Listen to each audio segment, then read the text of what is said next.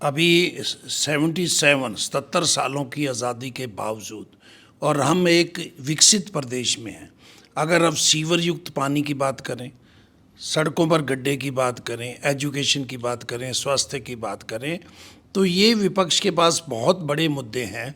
सरकार ने जो मुद्दे थे किसानी मुद्दे, उन पर ध्यान ही नहीं दिया और लगातार किसानों को दबाने की कोशिश की, जिसका खामियाजा आज बीजेपी को भुगतना पड़ रहा है इस इलेक्शन में। अनएम्प्लॉयमेंट इतनी ज़्यादा है कि पीएचडी किए हुए को 22,000 की सैलरी मिलती है, तो वो पलायन क्यों नहीं करेगा।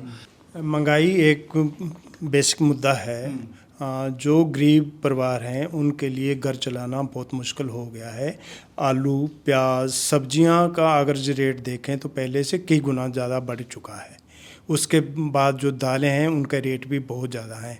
लेकिन पार्टियां इसको मुद्दा पता नहीं क्यों नहीं बना रही हैं, लेकिन ये बहुत बड़ा मुद्दा है, जनता के लिए मुद्दा है और लोगों के अंदर इसकी आवाज़ भी है। जो सिलेंडर उनको अब ये कह रहे हैं 500 में देंगे, वो सिलेंडर 1100 रुपये में लोग खरीद रहे थे। डीजल महंगा हुआ है, खेती की लागत जो है पहले से कई गुना ज़्यादा बढ़ी है, लेकिन इसको अभी पार्टियां मुद्दा नहीं बना रही, लेकिन लोगों के अंदर ये बहुत बड़ा मुद्दा है। लोग इसको महसूस कर रहे हैं। कितनी है और कितनी कम है? पूरे हरियाणा की बात करें, पूरे हरियाणा में आज जो रिपोर्टें आ रही हैं अलग अलग माध्यमों से, उससे यही लगता है कि कांग्रेस पार्टी है जो एक बहुत बड़ी पार्टी के रूप में जीत के सामने आएगी, और दूसरे नंबर पे जो है भारतीय जनता पार्टी आ सकती है, और बाकी जो है उनकी जो तीसरे चौथे नंबर पे दूसरी पार्टियां जैसे नेलो है या कोई और आज़ाद निर्दलीय लोग आ सकते हैं। पूरे सूबे की तस्वीर देखें तो बीजेपी काफ़ी पीछे है, 20 से 24 तक रहने की उम्मीद है, और कांग्रेस की 55 से 60 तक। जेजेपी का शायद हो सकता है खाता भी ना खुले। दोस्तों नमस्कार। जैसा कि मैंने बताया था कि मैं इसमें हरियाणा के दौरे पर हूं और चुनाव कवर कर रहा हूं, तो मैं इसमें सिरसा पहुंच गया हूं। और सिरसा आप जानते हैं, यहाँ मूलतः जो है ये चौटाला परिवार का राजनीतिक कहिए तो अपना केंद्र रहा है। और हमको बताया गया, और हमारे मित्र सुरेंद्र भाटिया जी, अभी हम इनसे परिचय कराएंगे, उन्होंने बताया कि जयपुर के कहिए तो तर्ज पर सिरसा को बसाया गया था और 1836-37 की कोई बात कर रहे थे। तो खैर बहुत पुराना शहर है, इसका अपना एक मिजाज है, और इन्होंने कहा अगर इसको आप इस पर अलग से स्टोरी करिएगा तो बहुत नई चीज़ निकलेगी, लोग भी देखना पसंद करेंगे। बहरहाल चूँकि हम लोग आए हैं चुनाव दौरे पर, और इस समय जो मुद्दे हैं और जिस पर संघर्ष चल रहा है उसी पर हम लोग केंद्रित करेंगे। तो आज यहाँ जो है हमारे साथ 4 मेहमान बैठे हैं, और आखिरी चरण का चुनाव है, तो कहिए तो अपने अपने तरीके से लोग नतीजों पर भी पहुँच गए हैं। फ्लोटिंग वोट शायद ही अब कुछ हो।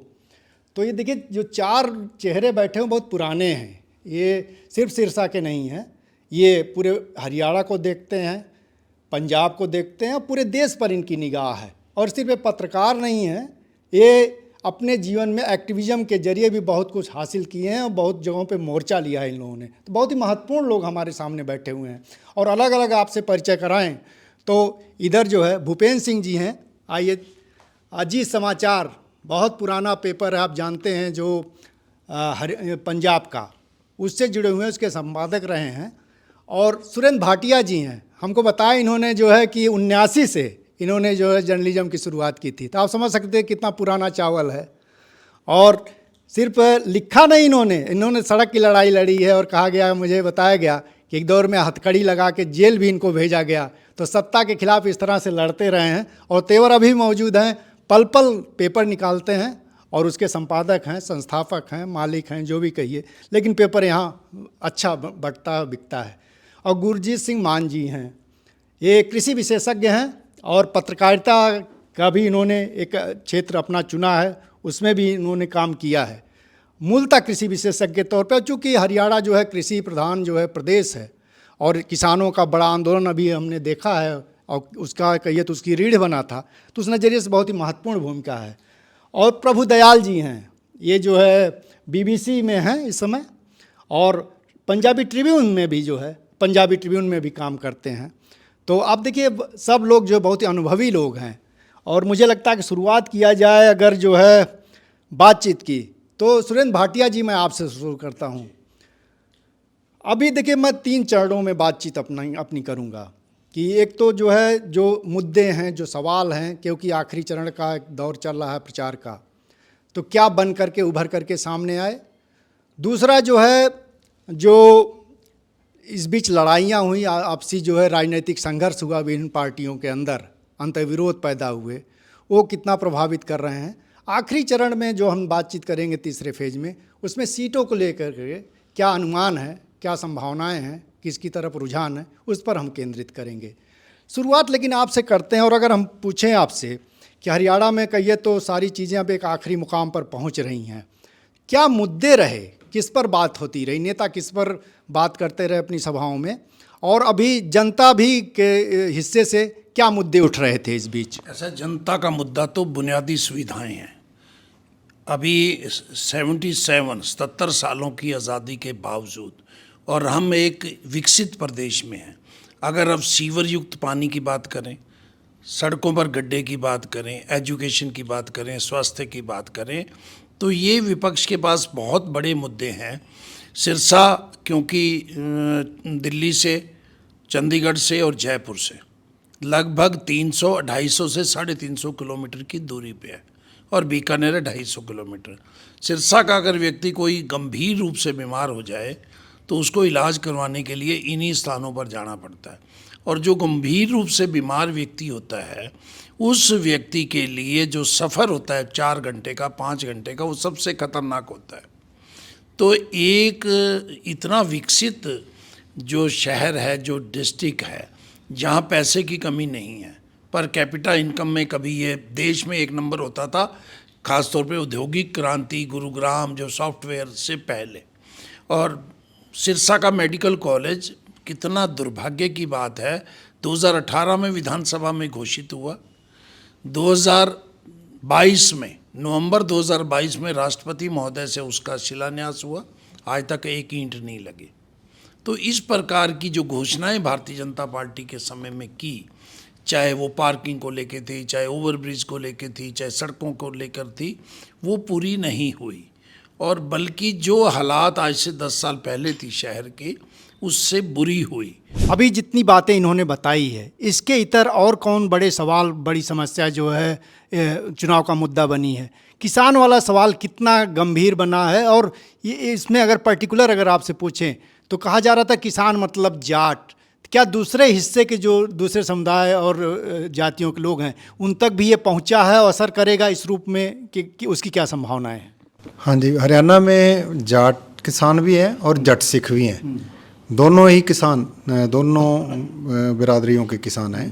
तो दोनों ने ही इस सरकार का विरोध किया जब किसान आंदोलन चला।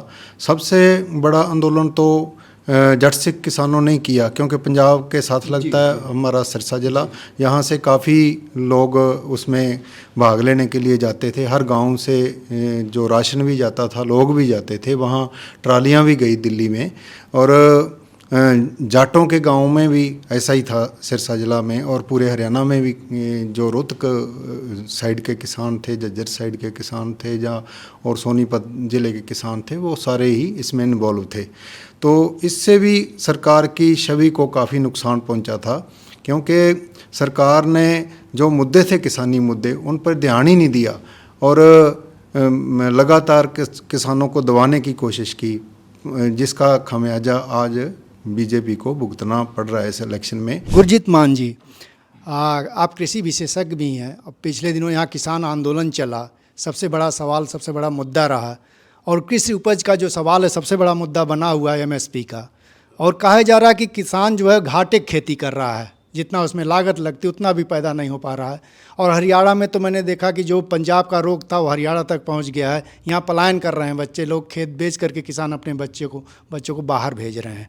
तो ये जो पूरा जो सवाल है, ये क्या मुद्दा बन रहा है, अगर है तो कितना जो है बड़ा है, गहरा है, और क्या रूप ले रहा है, उस पर भी प्रकाश डालिए। बहुत सारी डिटेल्स भाटिया साहब ने बता दी, लेकिन हरियाणा है जैसे पंजाब की सिस्टर स्टेट है, ये मतलब कि किसानों के लिए, जवानों के लिए और पहलवानों के लिए, पहलवान मीन्स की स्पोर्ट्स पर्सन किसी भी फील्ड से हो, किसान पीजेंट्री, वो ज़रूरी नहीं ज़मीन वाला है या बिना ज़मीन वाला है, और जवान सिरसा ज़िला से शायद कुछ कम है, लेकिन बाकी हरियाणा से फ़ौज में जाने की एक प्रथा है और बड़े गर्व से जाते हैं। ये तीनों बड़े ज़बरदस्त आहत हुए हैं, डिटेल में बताऊंगा। इसके साथ साथ एक बहुत बड़ी फ़ौज अनएम्प्लॉयमेंट की, अनएम्प्लॉयमेंट इतनी ज़्यादा है कि पीएचडी किए हुए को 22,000 की सैलरी मिलती है, तो वो पलायन क्यों नहीं करेगा। अब पहले क्या होता था कि पंजाब से लोग विदेशों में जाते थे, Canada, America, New Zealand, Australia, Europe, हर जगह, और हमारे साथी हम पगड़ी धारकों से पूछे थे, आप पागल हो गए हो, आप वहाँ क्या लेने जा रहे हो। मतलब अक्सर ऐसा सवाल होता, तो हमने कहा जी देखो ग्लोबलाइजेशन है, अगर वो किसी को वहाँ पे अपॉर्चुनिटी मिलती है तो वो जाता है। लेकिन अब आप हरियाणा में घूमते आ रहे हैं, आप देखेंगे कि डीपर इनटू हरियाणा कोई ऐसा गांव नहीं है जहाँ के बच्चे बाहर नहीं जा रहे। क्या नुकसान हो रहा है कि शिक्षा, जो पहले मैंने पीएचडी की बात की है, 12वीं पे रुक गई है। 12वीं पे जाकर के वो आइल्स पीटीई की तैयारी करके कब विदेश की उड़ान मिले उसके लिए तैयारी हो रही है, चाहे वो हरियाणा के लोग हैं। बाहर अगर विदेश में जाओ तो हरियाणा के इक्का दुक्का मिलते थे, वहाँ हरियाणा की एसोसिएशन भी बन गई है। इतना मतलब पलायन हुआ है क्योंकि मजबूरी हो गई है। किसानों से पहले अब देखिए अग्निवीर जो योजना आई, अग्निवीर को लेकर के हिसार और हिसार से आगे आर्मी ट्रेनिंग की एकेडमीज़ थी, अब उन्हें स्टूडेंट्स नहीं मिल रहे हैं क्योंकि स्टूडेंट्स कह रहे हैं उसमें अब स्टूडेंट्स नहीं मिल रहे हैं। हाँ जी, आप अगर वहाँ जाएंगे तो आप थोड़ा ढूंढिए, वहाँ स्टेडियम वगैरह में प्रैक्टिस करवाने आते हैं, तो कहीं दूर जाने की ज़रूरत नहीं है, ज़रूरी नहीं उनका कॉम्प्लेक्स हो। वहाँ आपको वो ट्रेनर्स और वो जो ट्रेनीज़ हैं मिल जाएंगे, और वो कहते हैं जी 4 साल के लिए हम क्या करेंगे फ़ौज में जा कर के।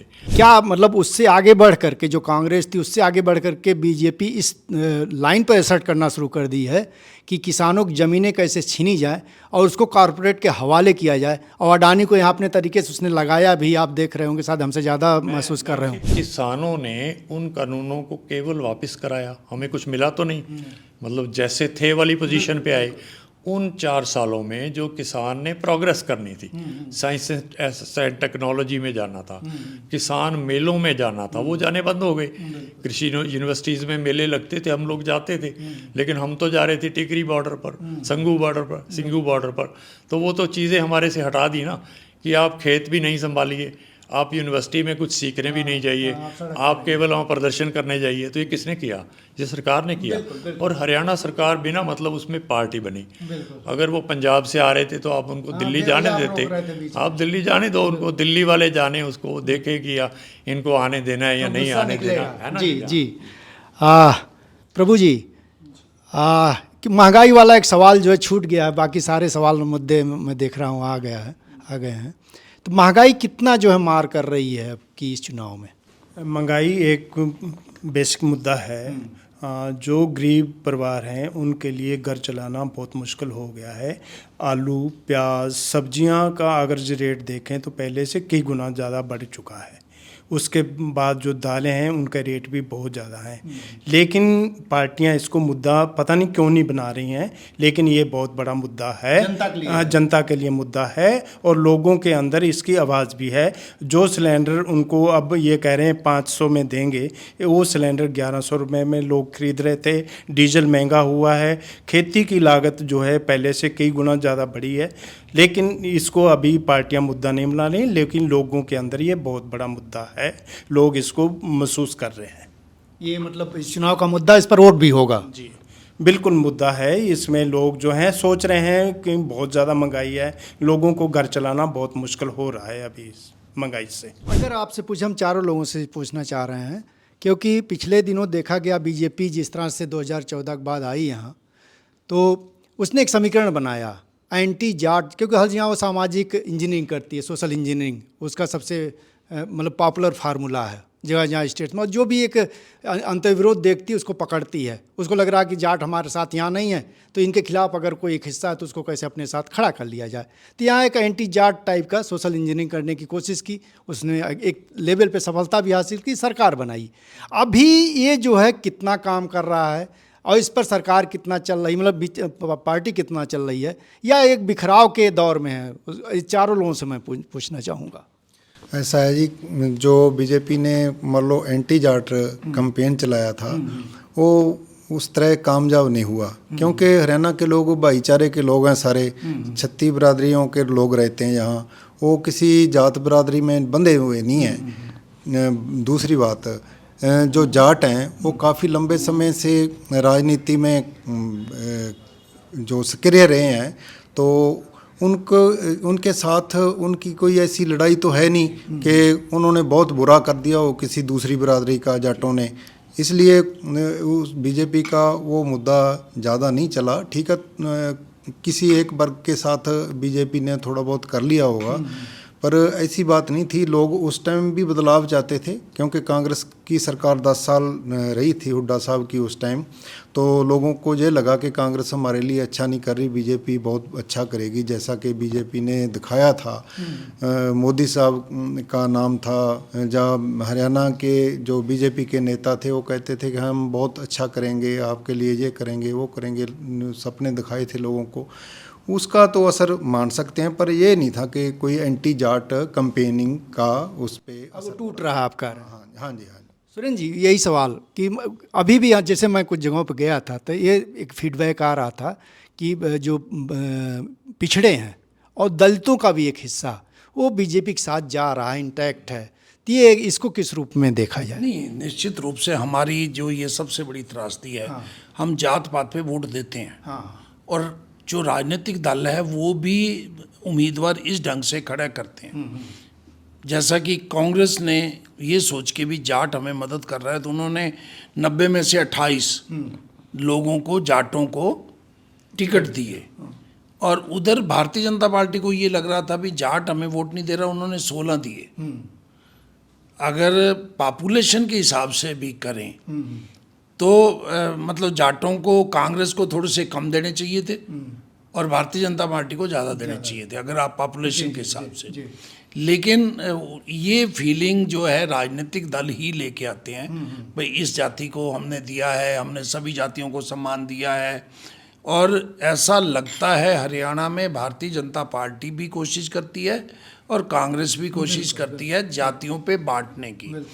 गुरजीत जी, इसी को और थोड़ा सा आगे बढ़ाते हुए, अभी हमको रिपोर्ट मिली कि बनिया जो है, जो आमतौर पे अभी तक बीजेपी के साथ रहता था, शहरों की पार्टी मानी जाती थी उन्हीं के बल पर, और कहा जा रहा है कि उसमें भी एक मेजर जो है इरोजन हुआ है, डिवीजन हुआ है, और कांग्रेस तरफ इसकी क्या सच्चाई है? तो पहले तो मैं ये बात बताऊंगा जो आपने जाट एंटी जाट की, ये बात सही है।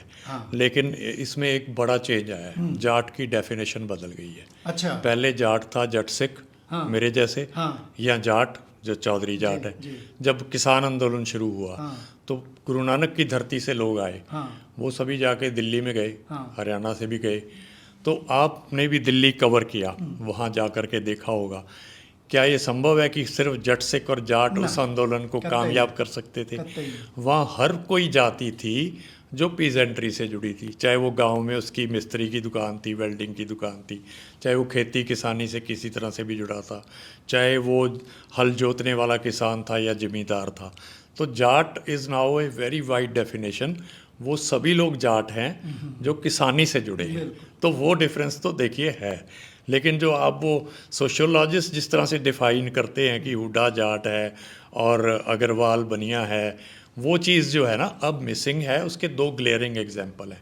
सिरसा की सीट से 9 असेंबली हल्के हैं, शैलजा जीती हैं, दलित उससे आती हैं और सेकंड हाईएस्ट मार्जिन लेकर जीती हैं, और रोहतक से हुड्डा जीते हैं और वो फर्स्ट मतलब कि आए हैं। क्या यहाँ सभी दलित थे या क्या वहाँ सभी जाट थे? तो ये चीज़ें अब बेमानी हो गई हैं।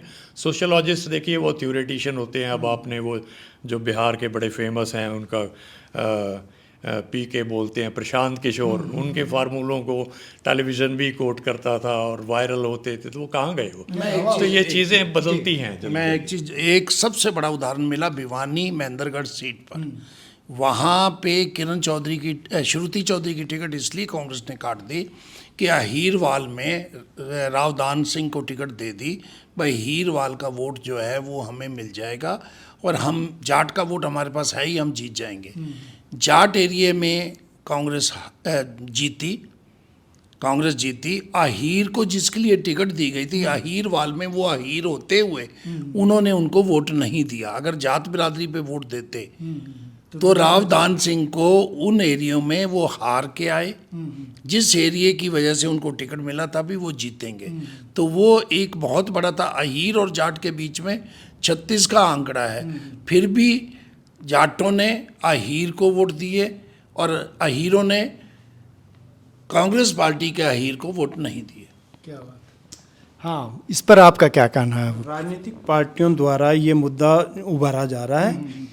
एक्चुअली में ये मुद्दा है नहीं। अच्छा। एकदम लोग जो हैं, जो दूसरे मुद्दे हैं, जैसे महंगाई का मुद्दा है, पोर्टल का मुद्दा है, दूसरे मुद्दे हैं, नशे का मुद्दा है, उन मुद्दों पे लोग जो हैं एकजुट हो रहे हैं। ये जातियों पे बढ़ने वाले लोग नहीं हैं, लेकिन कोशिश जरूर की जा रही है पार्टियों द्वारा। जैसे अभी शैलजा जी कुछ दिन चुप रही तो ये उभारा जा रहा कि वो दलित वोट उनका कांग्रेस की तरफ नहीं जा रहा। दूसरी तरफ मायावती को ले आके कोशिश की जा रही है कि मायावती इनेलो को वोट डलवाएंगे, लेकिन ऐसा हो नहीं रहा है। लोग अभी इन मुद्दों से ऊपर उठ के दूसरों मुद्दों पे आ रहे हैं। बिल्कुल। हम आखिरी चरण में अब बहुत ही संक्षेप में अब हम करने जा रहे हैं कि एक तो सिरसा जहां है 9 सीटें हैं, यहाँ क्या एक तस्वीर बन रही है चुनाव की, वो हम अगर बता सकें आप लोग। और इसके अलावा जो है पूरे सूबे का, क्योंकि आप लोग जो है सिर्फ सिरसा नहीं, हम जानते हैं पूरे सूबे की खोज खबर रखते हैं, तो क्या तस्वीर बन रही है। और इसमें इनेलो फैक्टर भी क्या कोई काम कर रहा है, ये भी, क्योंकि सिरसा का मसला एक उससे जुड़ता है। सिरसा में इनेलो का फैक्टर है, क्योंकि भारतीय जनता पार्टी ने अपने आप को एक किस्म से विड्रा कर लिया, जो मैंने पहले भी कहा था। इनेलो के 3 उम्मीदवार मैदान में डटे हुए हैं, उनमें से 2 जीत सकते हैं और तीसरा भी मुकाबले में है। वहाँ इलाहाबाद में अभय सिंह चौटाला लड़ रहा है, आगे चल रहे हैं, जीत हार का पता 8 को लगेगा। रानिया में अर्जुन चौटाला, रंजीत सिंह उनके रिश्ते में दादा हैं, इंडिपेंडेंट है। बीजेपी कांग्रेस अभी पीछे है, दोनों में मुकाबला है और वो जीत सकता है इनेलो। वहाँ पे जीतेंगे हारेंगे वो बात बताए। ऐसे ही डबवाली में आदित्य चौटाला, जो भारतीय जनता पार्टी में 10 साल रहे, वो इनेलो में गए और वो डट के मुकाबला कर रहे हैं। वो वहाँ ट्रायंगल फाइट होगी अगर जेजेपी के दिग्विजय चौटाला वोट ले जाते हैं, नहीं तो मुकाबला कांग्रेस और इनेलो के बीच में है। इन 3 सीटों पर नरवाना में भी इनेलो, जो अगर 9 सीटों की बात करें तो नरवाना में भी इनेलो कांग्रेस का मुकाबला है। भारतीय जनता पार्टी कहीं नहीं है वहाँ पे। कृष्ण बेदी एक पूर्व मंत्री हैं, वो उनको खड़ा किया, वो नहीं है। तो 6 सीटें आज के दिन कांग्रेस को बढ़त है, 3 सीटों पे इनेलो को बढ़ता है। अंतिम रिजल्ट 8 अक्टूबर को। अभी ये जो पूरा चल रहा है, इसमें क्या लग रहा है, एज किसके पास है या कितनी बढ़त है कांग्रेस को, या अगर है तो बीजेपी को भी कितनी है और कितनी कम है? ये पूरे हरियाणा की बात करें, पूरे हरियाणा में आज जो रिपोर्टें आ रही हैं अलग अलग माध्यमों से, उससे यही लगता है कि कांग्रेस पार्टी है जो एक बहुत बड़ी पार्टी के रूप में जीत के सामने आएगी। और दूसरे नंबर पे जो है भारतीय जनता पार्टी आ सकती है, और बाकी जो है उनकी जो तीसरे चौथे नंबर पे दूसरी पार्टियां जैसे इनेलो है या कोई और आज़ाद निर्दलीय लोग आ सकते हैं। मान साहब, आप बताइए क्या तस्वीर बन रही है सूबे की? पूरे सूबे की तस्वीर देखें तो बीजेपी काफ़ी पीछे है, 20 से 24 तक रहने की उम्मीद है और कांग्रेस की 55 से 60 तक। जेजेपी का शायद हो सकता है खाता भी ना खुले। इनेलो जैसे इन्होंने बताया कि हमारे इसमें ही सीमित है, सिरसा लोकसभा के जो उनमें 3 में या 4 में लीडिंग है, रिजल्ट बाद में आएंगे। लेकिन कांग्रेस के लिए एक मतलब एक मंथन उन्हें करना पड़ेगा कि जैसे अभी पीछे इलेक्शन हुई थी जिसमें 400 पार का नारा दिया गया था, लेकिन वो बहुत नीचे आए। उसकी एक वजह यह भी थी कि लोगों ने कहा जीत ही रहे हैं मोदी जी, वोट डालने की क्या ज़रूरत है।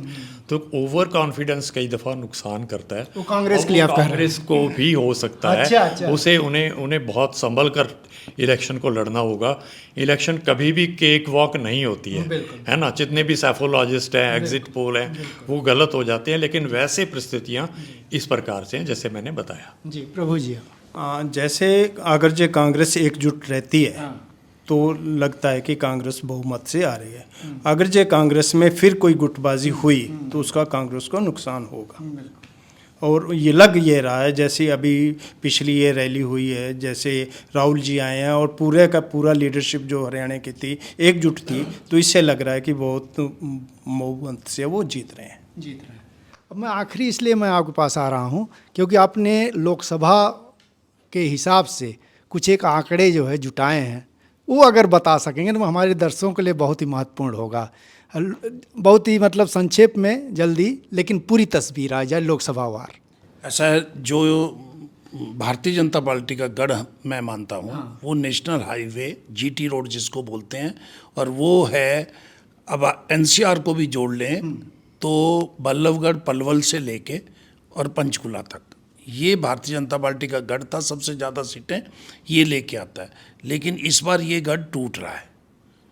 कितनी सीटें थी और कितना जो आता था कितना? मैं आपको ये, अगर इस यहाँ पे जो सीटें थी, यहाँ सीटें थी इनके पास लगभग 25 से 26 सीटें थी, अगर एक एक करके गिनेंगे, कुछ साइड में रह जाती हैं, लेकिन वो 25-26 सीटों की बजाय इस बार 8 से 9 सीटें ही रह रही हैं इस गढ़ में। अच्छा। सबसे ज़्यादा नुकसान इसमें हो रहा है। अगर मैं पार्लियामेंट वाइज बताऊं तो पार्लियामेंट वाइज अम्बाला की 9 सीटों में से केवल 1 सीट पे बीजेपी जीत सकती है, अम्बाला कैंट वाली, जबकि पहले वहाँ 5 सीटें थी, 4 सीटों का वहाँ नुकसान हो सकता है।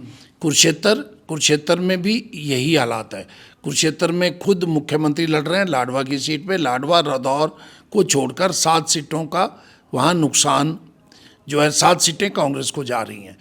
1 सीट पे वहाँ पे जो है अम्बाला की 1 सीट पे, वहाँ पे जैसे 6 सीट कांग्रेस को सीधी जा रही हैं, 1 पे इनेलो दिलबाग सिंह जगाधरी वाली सीट पे जो अभय सिंह चौटाला के संबंधी भी लगते हैं, वो पिछली बार भी कम वोटों से हारे थे, इस बार भी वो ट्रायंगल फाइट में मुकाबले में है। तो वहाँ क्या हो सकता है, तो 6 सीट सीधे सीधे कांग्रेस को जा रही हैं। आगे अगर हम आ जाते हैं कुरुक्षेत्र के बाद करनाल एक बहुत बड़ा गढ़ था। करनाल में 6 सीटें थी पहले, और अब 3 सीटें ही रह सकती हैं, और उससे भी कम हो जाएं, जिसमें रहने वाली जो सीट है अम्बाला, पानीपत सिटी और नीलोखेड़ी, 3 सीटें रह सकती हैं। घरौंडा भी पहले उनके पास थी, घरौंडा में बड़ा कड़ा कंटेस्ट है। ये हो सकता है घरौंडा आ जाए, नीलोखेड़ी हार जाएं, घरौंडा आ जाए, पानीपत हार जाएं और करनाल हार जाएं, वहाँ कंटेस्ट है। तो इस ढंग से ये करनाल में फिर भी हम ये मान लेते हैं 3 सीटें रह सकती हैं, वहाँ भी नुकसान। वहाँ पहले पानीपत सिटी भी इनके पास थी, पानीपत शहर भी इनके पास था, और अब जो है वहाँ पे, और पानीपत करनाल भी, घरौंडा भी, नीलोखेड़ी में आज़ाद था, इस बार उन्होंने बनाया उसको उम्मीदवार, स्मालका थी इनके पास। तो ये करनाल मेन गढ़ था। करनाल के बाद आ जाता है सोनीपत में केवल 1 सीट पे कंफर्टेबल है और 1 सीट और पे मुकाबला है। और उसके बाद रोहतक में वैसे तो 9 की 9 पे कांग्रेस है, लेकिन फिर भी हम अगर थोड़ा सा भारतीय जनता पार्टी को करें तो एक रोहतक शहर की सीट पे मनीष ग्रोवर और बत्रा जी, जो बीबी बत्रा वहाँ के एमएलए, पहले ही एमएलए हैं, उनके बीच में मुकाबला है। पिछली बार एक इंडिपेंडेंट कुंडू जीते थे, इस बार उनकी महम से उनके भी जीतने की संभावना नहीं है। और इसके बाद नीचे अगर आ जाते हैं हम, हिसार में पिछली बार कांग्रेस को केवल 1 सीट आई थी, हिसार ज़िले में 1 सीट आई थी, और बाकी जो हिसार पार्लियामेंट की सीटें हैं वो जेजेपी को चली गई थी। इस बार बीजेपी को 1 सीट, जेजेपी को 0, 1 पे इंडिपेंडेंट मजबूत, 1 स्वित्री जिंदल, 1 सीट ऐसी है जहाँ पे अगर इनेलो का व्यक्ति ज़्यादा वोट ले गया, वो है बरवाला की सीट, जहाँ पे रणवीर गंगवा लड़ रहे हैं चुनाव, जो उनकी पहले नलवा से बदल के रणवीर गंगवा जो डिप्टी स्पीकर है उनको दी गई है। वहाँ पे संजना सातरोड़ इनेलो की उम्मीदवार अगर अच्छे वोट ले जाती है तो गंगवा जीतेंगे, नहीं तो वो हारेंगे। तो पहले हांसी की सीट भी बीजेपी के पास थी, हिसार की भी सीट थी, आदमपुर की भी सीट जो कांग्रेस के पास थी, बाद में बाई इलेक्शन में वो वहीं आ गई। इस प्रकार करके बाकी जेजेपी, नारनौल जेजेपी थी, वहाँ हार रहे हैं, उचाना जेजेपी के पास थी, वहाँ हार रहे हैं। तो ये हिसार की हालत है। भिवानी में अवश्य 3 सीटों पे मुकाबले में है।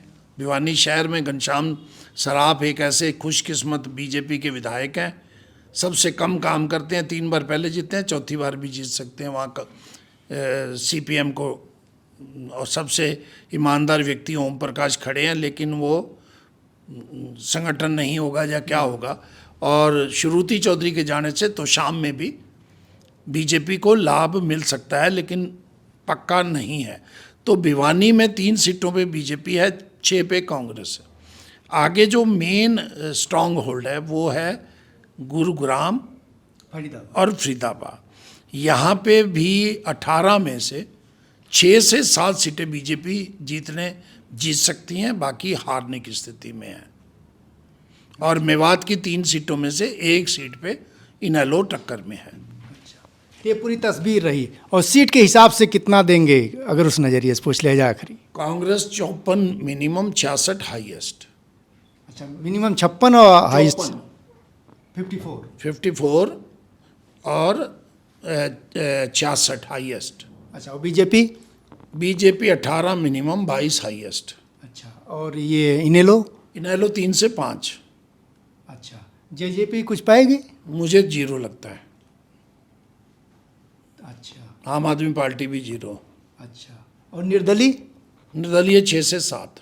अच्छा, ये पूरी तस्वीर है। पुंडरी में निर्दलीय आएगा, जैसा कि लगता है हिसार में निर्दलीय आएगा। ऐसे करके कुछ सीटें हैं जहाँ पे निर्दलीय आएंगे। तो दोस्तों देखिए, बहुत ही महत्वपूर्ण चर्चा हुई है जिसमें कि समस्याएं क्या क्या हैं, क्या उभर करके आई हैं और क्या होनी चाहिए नहीं हो रही हैं, जिन पर बात नहीं हो रही है। बहुत महत्वपूर्ण तरीके से हमारे वरिष्ठ पत्रकार हैं सब और विशेषज्ञ हैं अपने क्षेत्रों के, तो उन्होंने बताया है। और आखिरी दौर में जो तस्वीर बताई है, कमोबेश यही तस्वीर जब मैं देख रहा हूँ तो लोग अपने अपने तरीके से पेश कर रहे हैं। और माना जाना चाहिए कि आखिरी चरण है। अगर चीज़ें और कोई, क्योंकि 1 हफ्ता समय बचा हुआ है, कुछ बनता बिगड़ता नहीं है तो कुछ इसी तरह का जो है नतीजा होगा। बहरहाल, सिरसा से जनचौक के लिए मैं महेंद्र मिश्र।